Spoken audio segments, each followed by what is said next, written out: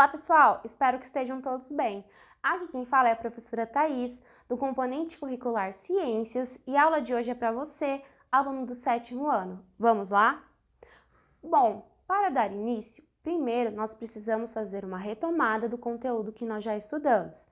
Vamos lembrar, até agora nós entendemos o seguinte conceito: todos os seres que são considerados vivos precisam de algumas características para essa afirmação.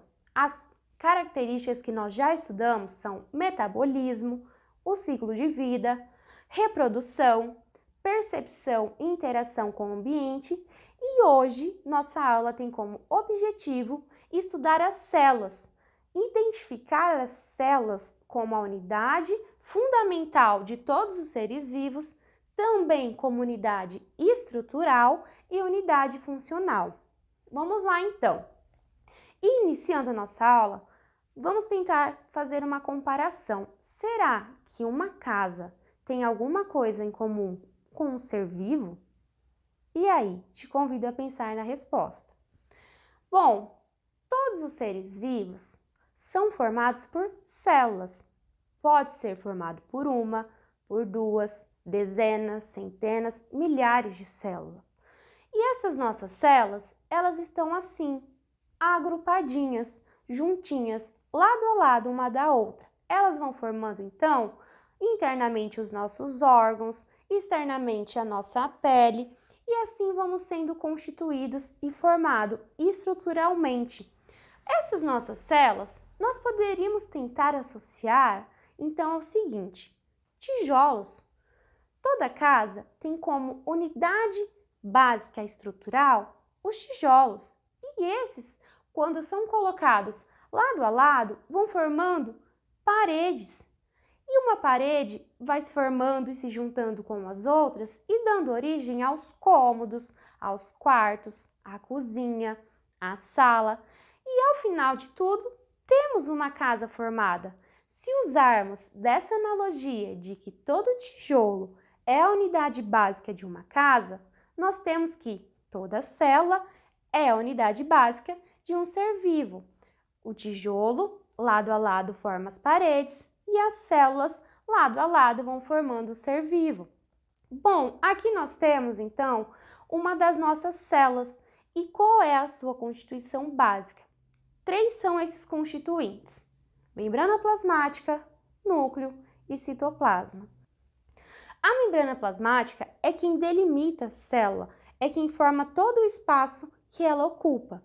E dentro dessa célula, nós temos um líquido meio gelatinoso, a quem nós chamamos de citoplasma. Dentro do nosso citoplasma vão estar mergulhados algumas estruturas, como o núcleo, esse aqui que nós vemos na imagem. O núcleo é o responsável por armazenar o nosso DNA, que é o que dá nossas características e contém todas as nossas informações genéticas. E algumas células possuem organelas, ou como chamamos, pequenos órgãos, onde cada uma dessas organelas realiza uma diferente função dentro da célula. Assim como nós respiramos, digerimos, excretamos ou eliminamos, as nossas células também fazem isso. Se alimentam, digerem, excretam, respiram. Então, nós somos formados por pequenas unidades vivas, a unidade estrutural. Bom, mas nem todo ser vivo é formado por milhares ou milhões de células. Existem alguns seres vivos que são formados por uma única célula. E a esses seres nós chamamos de unicelulares: bactérias, amebas, paramécios. Esse ser todo é uma única célula, nada além de uma única célula. E todas as atividades que um ser vivo realiza e que nós já estudamos, todas elas acontecem dentro dessa única célula. Diferente, por exemplo, de seres humanos, de animais, de plantas, que são formados por dezenas, centenas, milhares, milhões de células. E essas células por serem muitas, nós chamamos esses seres de pluricelulares ou multicelulares. E aos seres que são formados por mais de uma célula, nós temos uma organização complexa para esse ser. Porque as células, quando são iguais, se agrupam. E nós temos então diferentes grupos de células que vão se juntando. Quando são iguais, formam tecidos. E esses tecidos começam a realizar alguma função dentro do nosso corpo. E a essa função que esse tecido está realizando, nós chamamos este constituinte, então, de órgão, como o nosso estômago, nosso intestino, coração, pulmão. E a esses órgãos, quando trabalham em conjunto, como o nosso intestino, nosso estômago, nós chamamos de sistema digestório. Esse sistema, em conjunto com o sistema excretor, sistema esquelético, sistema muscular, sistema respiratório, vão formando todas as partes de um organismo. E a esse, então, desde a parte mais simples até chegar à mais complexa dos seres vivos.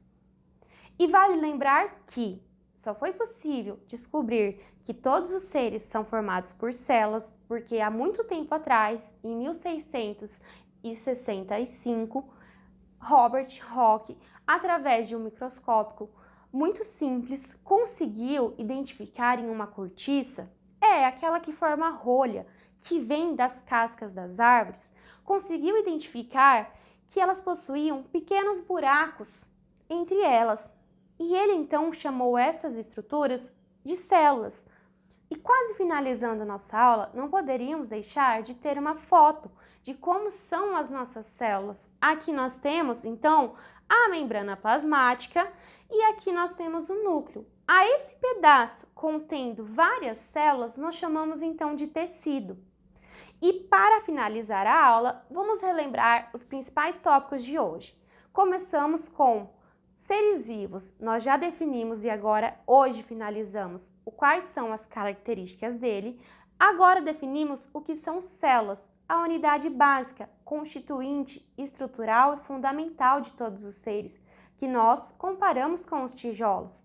E aqueles seres que são formados por uma única célula são chamados de unicelular, diferente dos seres formados por duas ou mais células, milhares e milhões, que são chamados de multicelulares. Espero que você tenha gostado da aula de hoje e tenha conseguido aprender. Até a próxima!